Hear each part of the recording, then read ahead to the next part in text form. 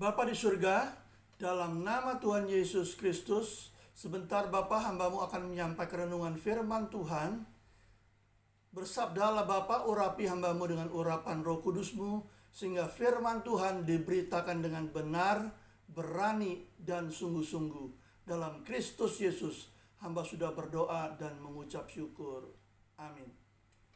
Baik, keluarga Yesus Tuhan, pendengar YouTuber yang saya kasih dalam Kristus Yesus, kita akan melanjutkan bersama dengan Beritakan Injil Channel episode yang ke-23 dengan tema Nilai Satu Nyawa Manusia di Hadapan Tuhan, bagian yang keempat atau yang terakhir.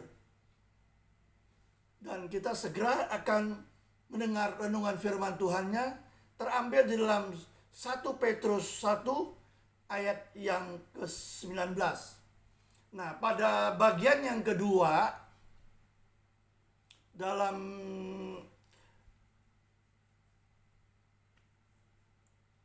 episode yang ke-21, kita sudah baca dari ayat yang ke-18-nya, dari 1 Petrus 1, ya. Di situ mengatakan bahwa kita ditebus bukan dengan barang yang fana atau dengan emas, perak, permata, intan belian, bukan, ya. Nah, ayat yang ke-19-nya berbunyi seperti ini. Bukan dengan barang yang fana yang tadi yang saya sebutkan, ya, melainkan dengan darah yang mahal, yaitu darah Kristus, yang sama seperti darah anak domba yang tak bernoda dan tak bercacat. Nah, keluarga Yesus Tuhan, pendengar YouTuber, di sini jelas, ya, firman Tuhan mengatakan bahwa setiap manusia yang berdosa itu harus ditebus bukan dengan barang yang fana, bukan dengan emas, merak, permata, intan belian, bukan. Tapi harus dengan darah yang mahal, yaitu darah Kristus Yesus. Ya, jadi darah Kristus Yesus yang begitu mahal, yang sanggup menghapus dosa manusia, sehingga memperoleh penebusan dari hamba dosa menjadi hamba kebenaran, dari hamba setan iblis menjadi hamba Tuhan Yesus atau hamba Allah, ya. Jadi darah Kristus itulah satu-satunya yang dapat menebus manusia daripada kematian atau kebinasaan abadi. Ya. Di situ dikatakan bahwa darah Kristus adalah darah anak domba Allah yang tidak bercacat dan bernoda. Ya. Jadi darah manusia, semua ciptaan Tuhan itu tidak dapat menghapus dosa manusia. Harus ada satu pribadi, ya, darah anak domba Yesus Kristus namanya, yang tidak bercacat dan tidak bernoda, yang sanggup menghapus dan menyucikan dosa manusia. Jadi tidak ada nama lain atau pribadi lain selain darah Yesus Kristus yang sanggup menghapus, menyucikan dosa manusia. Itu yang perlu dimaknai dan diketahui oleh seluruh pendengar. Jadi begitu mahalnya nilai satu nyawa manusia di hadapan Tuhan. Tuhan harus datang ke dunia ini menjadi korban penebus dosa manusia. Sehingga tidak ada seorang pun yang sanggup atau yang dapat atau yang bisa menghapus dosa manusia selain pribadi Yesus Kristus dengan darah yang mahal, yang tidak bercacat dan tidak bernoda. Ayat selanjutnya 1 Korintus 6 ayat yang ke-19 dan ayat yang ke-20. Nah, setelah kita diampuni, dihapuskan, disucikan segala dosa kita, dan tidak diperhitungkan lagi oleh Yesus Kristus, apa yang harus kita lakukan? Atau tindakan apa yang harus kita lakukan? Nah, di ayat 1 Korintus 6 ayat 19,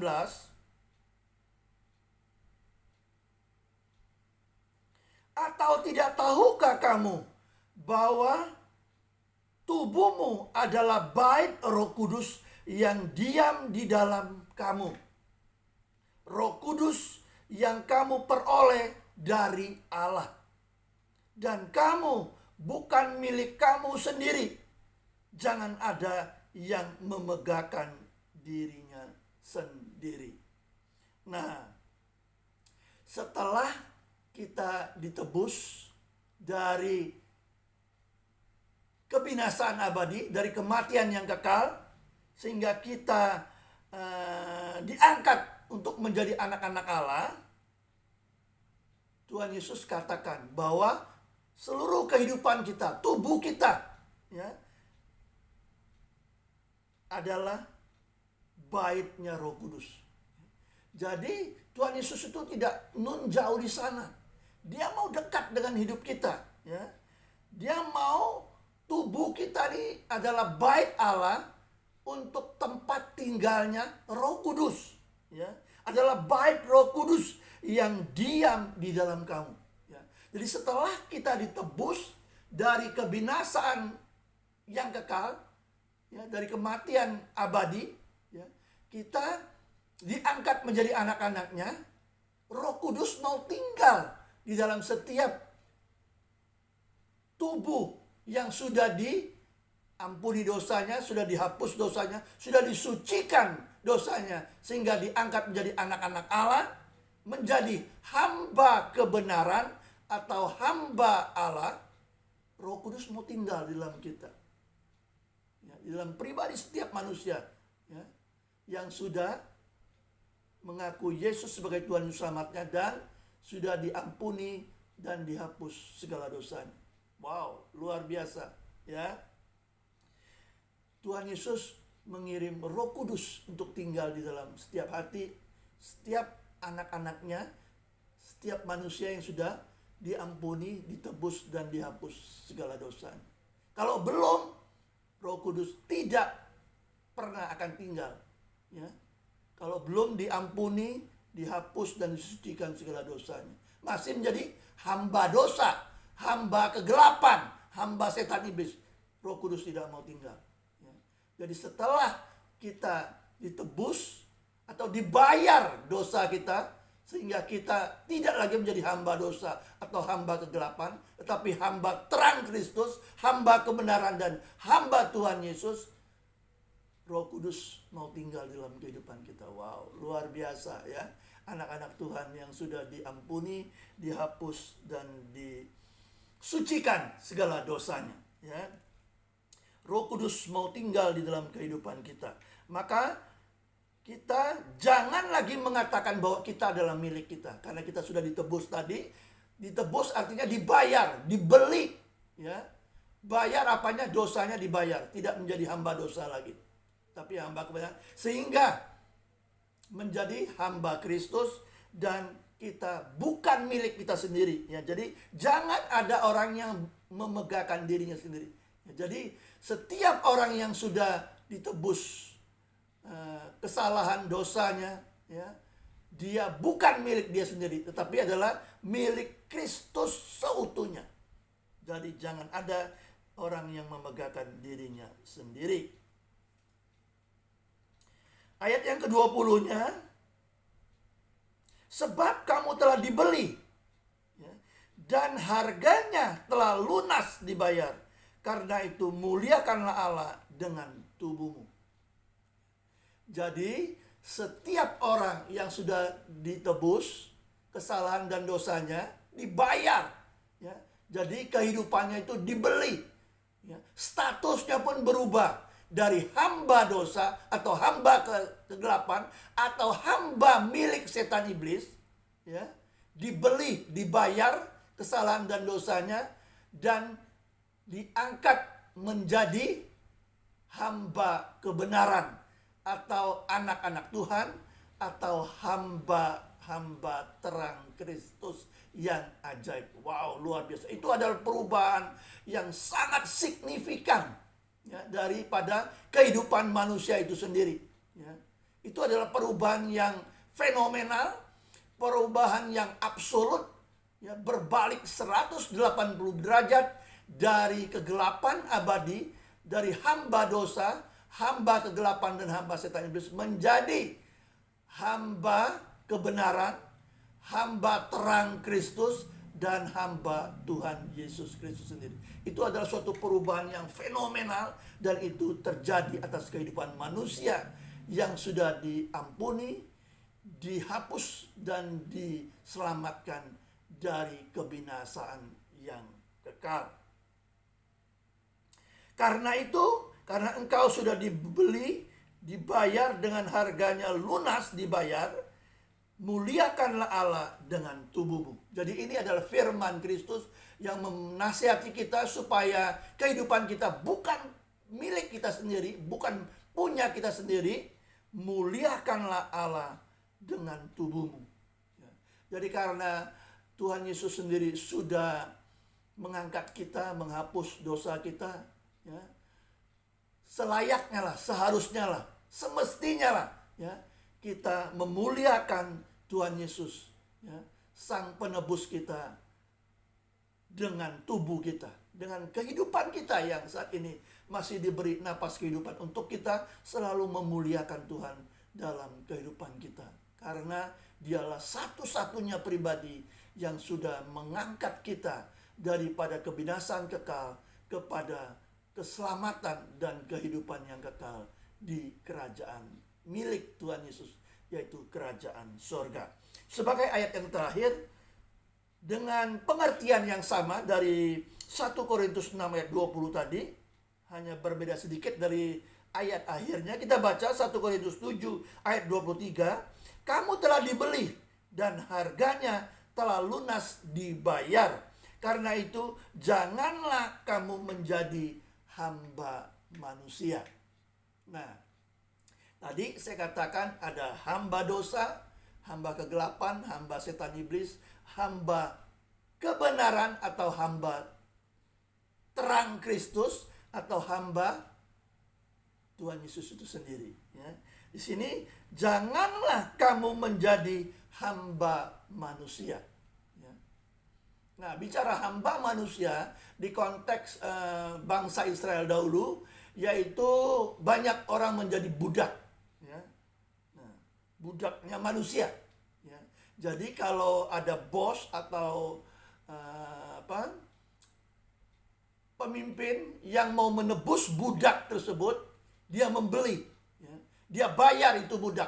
Jadi dia rubah statusnya, dia tidak menjadi budak lagi, dia bebaskan dia, dan dia menjadi hamba daripada bosnya itu tersebut atau pemimpinnya tersebut. Nah, demikian juga dengan Tuhan, ya. Pada waktu kita menjadi hamba dosa atau hamba kegelapan, hamba setan iblis, Tuhan tidak mau. Dia ciptakan manusia bukan menjadi hamba dosa, ya. Dia mau jadikan manusia menjadi hamba Tuhan Yesus itu sendiri, penciptanya itu, ya. Sehingga di sini dikatakan supaya pada waktu kamu sudah dibayar dengan harganya pun lunas, kamu jangan menjadi hamba manusia, ya, atau hamba kegelapan lagi, hamba setan iblis, ya. Karena setan iblis mau mengikat, membelenggu dan merantai manusia menjadi hambanya dengan tawarannya, yaitu kenikmatan semu yang ada di dunia ini, ya. Tuhan Yesus tidak mau, ya. Makanya dia datang ke dalam dunia ini untuk menyelamatkan manusia dengan menghapus menyucikan dan menguduskan dosa manusia sehingga diangkat menjadi hamba Tuhan Yesus, hamba kebenaran, dan hamba dalam kemuliaan Allah. Ya, makanya dikatakan di sini, jangan lagi kita menjadi hamba manusia. Ya. Karena Tuhan Yesus membebaskan kita daripada belenggu penjajahan hamba dosa, sehingga dengan penyelamatan Tuhan Yesus sendiri, nilai satu nyawa di hadapan Tuhan itu sangat-sangat berharga sekali. Ya, melebihi nilai daripada seluruh isi dunia ini. Ya. Seluruh isi dunia ini sudah tidak ternilai lagi, sudah tidak dapat dinilai lagi berapa kekayaannya, hartanya, isinya dunia ini. Tetapi di hadapan Tuhan, satu nyawa manusia melebihi daripada isi harta atau kekayaan dunia ini. Jadi tolong pikirkan, ya, camkan, ya, firman Tuhan ini. Dia sangat mengasihi setiap manusia, terutama yang masih tersesat, yang masih ada di dalam kegelapan, yang masih menjadi hamba dosa, hamba kegelapan. Tuhan Yesus mengasihani saudara semua. Cepat ambil keputusan untuk jangan sampai terikat terus sebelum Tuhan Yesus datang, atau sebelum kematianmu tiba, engkau masih terus dijajah atau diikat oleh kuasa kegelapan dan menjadi hamba dosa atau hamba kegelapan. Jangan sampai, ya. Cepat bergerak, ambil keputusan, terima undangan Yesus untuk menjadi anak-anaknya, hamba kebenaran, hamba terang Kristus, sehingga Anda dipastikan dapat memperoleh, ya, keselamatan dan kehidupan yang kekal di dalam Kristus Yesus. Jangan menjadi hamba dosa, hamba kegelapan, hamba setan iblis, tetapi segera berbalik, ya, menjadi hamba kebenaran, hamba terang Kristus, hamba Tuhan Yesus Kristus sendiri. Dipastikan Anda memperoleh kehidupan yang kekal bersama pencipta kita, Yesus Kristus Tuhan kita. Bapa di surga, di dalam Kristus Yesus, Tuhan, kami dikuatkan oleh kebenaran firman Tuhan pada hari ini, di mana kami dibayar bukan dengan barang yang fana, bukan dengan emas, perak, permata, intan, berlian, dan lain sebagainya. Bukan. Tetapi melainkan dengan darah yang mahal, yaitu darah Kristus Yesus. Yaitu seperti darah anak domba Allah yang tidak bercacat dan tidak bernoda. Kami sangat menghargai pengorbanan Kristus. Oleh sebab itu Bapa, bahwa Tuhan Yesus setelah anak-anaknya ditebus dan dihapus dan disucikan, dikuduskan dari dosanya, Roh Kudus mau tinggal di dalam kehidupan anak-anaknya atau manusia yang sudah disucikan dan diampuni segala dosanya. Dan Roh Kudus mau tinggal kekal selama-lamanya sampai akhir hidup daripada manusia ciptaannya, yaitu anak-anak yang sudah diampuni dan ditebus dari segala dosa-dosanya. Sebab itu Bapa, Engkau juga mengajarkan kepada kami bahwa kehidupan kami bukan milik kami sendiri, tapi adalah milik Kristus sepenuhnya, seutuhnya, 100% adalah milik Kristus. Supaya kami jangan memegahkan diri kami sendiri, bahwa kami tidak dapat hidup tanpa Kristus di dalamnya. Sebab itu Bapa, Engkau juga mengajarkan kepada kami supaya kami memuliakan Tuhan dengan tubuh kami. Dan Engkau juga mengajarkan kepada kami supaya kami jangan menjadi hamba manusia, apalagi menjadi hamba kegelapan atau hamba setan iblis, tapi kami menjadi hamba kebenaran, hamba Yesus Kristus dan hamba Tuhan Yesus Kristus. Segala pujian hormat kami hanya bagi-Mu Bapa. Dalam Kristus Yesus kami sudah berdoa dan mengucap syukur. Amin. Baik, keluarga Yesus Tuhan, saya selesaikan sampai di sini dulu perjumpaan kita, dan kita sudah selesai tentang nilai satu nyawa manusia di hadapan Tuhan. Kita akan kembali lagi pada episode selanjutnya. Tuhan Yesus memberkati kita. Salam damai sejahtera. Shalom.